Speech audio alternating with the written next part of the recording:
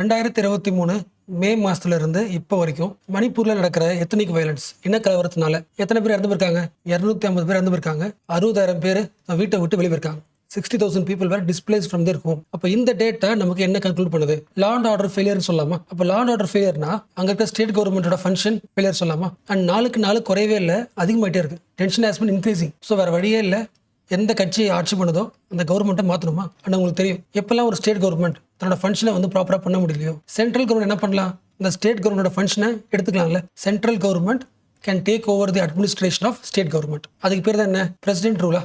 Article 356 தானே. So ஒரு ஸ்டேட்டுக்குள்ள, for example மணிப்பூரில் பிரசிடென்ட் ரூல் வந்துச்சுன்னு அர்த்தம், பிரசிடென்ட் சார்பாக அந்த ஸ்டேட்டோட கவர்னர் இதுக்கப்புறம் அட்மினிஸ்ட்ரேஷன் வேலையை பார்த்துப்பாரு. ஸோ மறுபடியும் இந்த பிரசிடென்ட் ரூலை தூக்குற வரைக்கும் சட்டமன்றம் ஒர்க் ஆகாது, சஸ்பெண்ட்ல இருக்கும். ஸோ பிரசிடென்டோட ரெப்ரஸன்டேஷனா கவர்னர் பார்த்துப்பார். ஸோ சேம் ப்ராசஸ் மணிப்பூர்ல ஸ்டார்ட் ஆயிருக்கு. கவர்னர் ஒரு ரிப்போர்ட்டை பப்ளிஷ் பண்றாரு. கவர்னர் பேர் என்ன?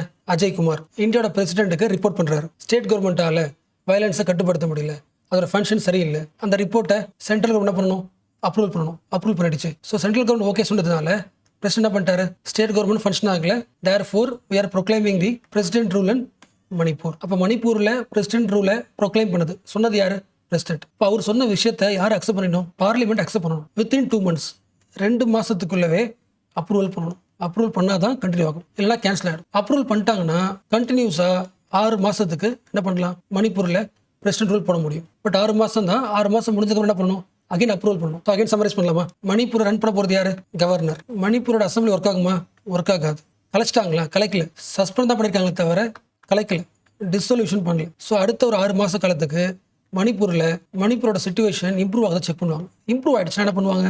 அடுத்த எலெக்ஷன் வைப்பாங்க. அண்ட் இந்த பாயிண்ட் உங்களுக்கு தெரியும்ல, மணிப்பூரில் பிரசிடென்ட் ரூல் போடுறது இதான் ஃபர்ஸ்ட் டைம் கிடையாது, இது 16வது முறை. இது வரைக்கும் 11 times பிரசிடென்ட் ரூல் வந்திருக்கு, இது 12th டைம். அப்போ என்ன ரீசன்? மணிப்பூரில் ஏதாவது பிரச்சனை வந்துட்டே இருக்கு. மோஸ்ட் ஆஃப் தி பிரச்சனை எதை பத்தி? 2 இனக்குழுக்கு நடுவில் பிரச்சனையா? ஒன்று ட்ரைப்ஸ் மக்களா, குக்கி ட்ரைப்ஸ், இன்னொருத்தவங்க மெய்ட்டி பீப்புள். 2 இனக்குழுவுக்கு நடுவில் கலவரமா? ஏன் இந்த 2 மக்களும் சண்டை போடுறாங்க? வயலன்ஸ்க்கான ரீசன் என்ன? நிறைய ரீசன்ஸ் இருக்கு. பட் ஒரு கண்டெம்பரரி பாயிண்ட் சொல்லணும்னா, நம்ம எல்லாருக்கும் தெரிஞ்ச FMR, ஃப்ரீ மூவ்மெண்ட் ரெஜிம். நம்ம நார்த் ஈஸ்ட் பார்டர்ல எந்த கண்ட்ரி இருக்கு? மியான்மார். நம்ம இந்தியாவுக்கும் மியான்மாருக்கும் ஒரு அக்ரிமெண்ட் இருக்கு. அந்த அக்ரிமெண்ட் தான் அது ஃப்ரீ மூவ்மெண்ட் ரெஜிம். அதாவது இந்தியாவில் பார்டர் இருக்கிற மக்களும் மியான்மார் மக்களும் ஓரளவுக்கு எத்னிக்கலி ஒரே குரூப், சொந்தக்காரங்க, நெய்பர்ஹுட். அதனால இந்தியாவோட பார்டர்ல இருந்து மியான்மாருக்கு போகிற ஒரு 16 கிலோமீட்டர் வரைக்கும் அதுக்குள்ள எந்த மக்கள் இருக்காங்களோ அவங்களுக்கு இந்தியாவுக்குள்ள வரதுக்கு விசா தேவையில்லை, ஃப்ரீயாவே இந்தியாவுக்குள்ள வரலாம். லாஜிக் புரியுதா? அந்த பார்டருக்கு இந்த பக்கம் 16 கிலோமீட்டர், இந்த பக்கம் 60 கிலோமீட்டர். இதுக்கு நடுவில் இருக்கிற மக்கள் என்ன பண்ணிக்கலாம்? சொந்தக்காரர்களாக இருக்கிறதால, ஒரே இனமா இருக்கிறதுனால ஃப்ரீயா மூவ் பண்ணிக்கலாம். விசா எதுவுமே தேவையில்லை. ஃப்ரீ மூவ்மெண்ட் ரெஜிம் நம்ம ஆல்ரெடி பார்த்துருக்கோம். அப்போ இந்த ஒரு பாலிசி எதை அதிகமாக்குது? மைக்ரேஷன் அதிகமாக்குமா? எந்த ஊர் மக்கள் அதிகமாக மைக்ரேட் ஆவாங்க? மியான்மார் தானே. என்ன ரீசன்?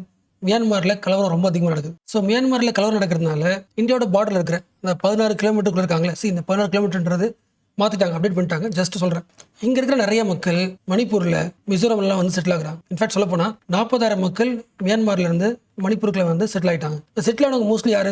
2 பேர் பார்த்தோம்ல, குக்கி ட்ரைப்ஸ். இவங்களோட சொந்தக்காரங்க. ஸோ மணிப்பூரில் வந்து குக்கி ட்ரைப்ஸ்க்கு தெரிஞ்ச மக்கள் ஒரு 40,000 பேர் இங்கே செட்டில் ஆகுறாங்கன்னா இந்த ஸ்டேட்டில் யார் டாமினேஷன் ஆயிடுவாங்க? குக்கி ட்ரைப்ஸ் தான் டவுன் ஆயிடுவாங்க. மெஜாரிட்டி அதிகமாக ஆயிடுவாங்க. யாருக்கு பிடிக்காது? மெய்ட்டிக்கு பிடிக்காது. ஸோ ஃப்ரீ மூவ்மெண்ட் ரெஜிமை உடனடியாக ஸ்டாப் பண்ணுங்க. அதை அலோவ் பண்ணீங்கன்னா மியான்மாரில் இருக்கிற மக்கள் நிறைய பேர் மணிப்பூரில் செட்டில் ஆகி மணிப்பூரோட டெமோகிராஃபி என்ன பண்றாங்க? மாத்துறாங்க. மெயின் ரீசன் யாருன்னா குக்கி மக்கள் தான். அவங்க தான் அலோவ் பண்றாங்க. யாரோட பாயிண்ட்? மெய்ட்டி பாயிண்ட். குக்கிஸ் என்ன சொல்றாங்க?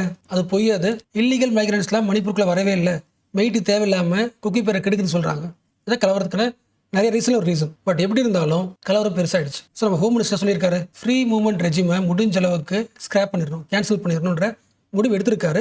பட் இன்னும் கன்ஃபார்ம் ஆகல. பட் இப்போதைக்கு டெம்பரரியா மியான்மார்ல இருந்து மணிப்பூருக்கு சிம்பிளா இந்தியாவுக்கு வர்றதுக்கான கேட் இருக்கும்ல, ஃப்ரீ கேட் தானே, பாஸ்புக்லாம் தேவையில்ல. 43 பார்டர் கேட் இருக்கு. இந்த 43 பார்டர் கேட்ல ஒரு 22 கேட் இப்போ புதுசா again with new system open பண்ணிருக்காங்க. நியூ சிஸ்டம்னா புரியுதா? அதாவது இன்னும் கொஞ்சம் எக்ஸ்ட்ரா செக்யூரிட்டி மெஷர்ஸோட ஒரு 23 கேட், நியூ செக்யூரிட்டி மெஷர்ஸோட அகைன் ஒரு 22 கேட்டை ஓபன் பண்ணிருக்காங்க. ஃபார் எக்ஸாம்பிள், இப்படி உள்ள வரைக்கும்னா பயோமெட்ரிக் டீடைல்ஸ் தேவை, QR கோடு தேவை, பார்டர் பாஸ் ஆகிறதுக்கு ஒரு பாஸ் சிஸ்டம் ஒன்று இருக்கு, இண்டிவிஜுவல்ஸ் ட்ராக் பண்றதுக்கு. அப்புறம் செக்யூரிட்டி லிஸ்ட் செக் பண்ணுவாங்க. இவங்களுக்கும் இல்லீகல் ஆக்டிவிட்டிஸ் சம்பந்தமாக செக் பண்ணுவாங்க. பிளஸ் லோக்கல் போலீஸும் மானிட்டர் பண்ணுவாங்க. பட் இது ஃபுல்லாத்தையும் ஹேண்டில் பண்ணுறது யாரு? Assam rifles group. கரெக்டா? So final update, free movement regime பாலிசியை எப்போ வேணா ஸ்கிராப் பண்ணுவாங்க. பட் எப்போ ஃபர்ஸ்ட் ஆரம்பிச்சது? 1968 ஆரம்பிச்சோம். இந்த கேட்லாம் போட்டோம்ல, இந்தியா பார்டரில் இருக்கிற ஸ்டேட்டுக்கும் மியான்மர் மக்களுக்கும் எத்தனிக்கலா கல்ச்சுரல் டைஸ் இருக்கு.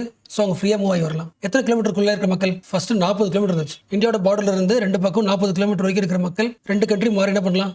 மூவ் ஆகிக்கலாம். இந்த 40 கிலோமீட்டரை கொஞ்சம் கொஞ்சமாக குறைச்சிட்டாங்க. 2004 இந்த 40 16 ஆச்சு. இப்போ 2024 இந்த 16 10 மாறி போச்சு. இப்போ கிலோமீட்டர் குறைஞ்சு போச்சு. அந்த கேட்வே சிஸ்டம் மாறி போச்சு. செக்யூரிட்டி மெஷர்ஸ் இன்னும் ஸ்ட்ராங் ஆயிடுச்சு. இப்போ பார்த்த விஷயங்கள் தான் இன்னைக்கு ஃப்ரண்ட் பேஜில் வந்த Manipur update. President rule imposed in Manipur after the CM exit. இந்த ஒரு நியூஸ் அண்ட் அகைன் 4th பேஜில் ரைட் சைடில் இருக்குல்ல, 22 gates allow free movement of people in India Myanmar border.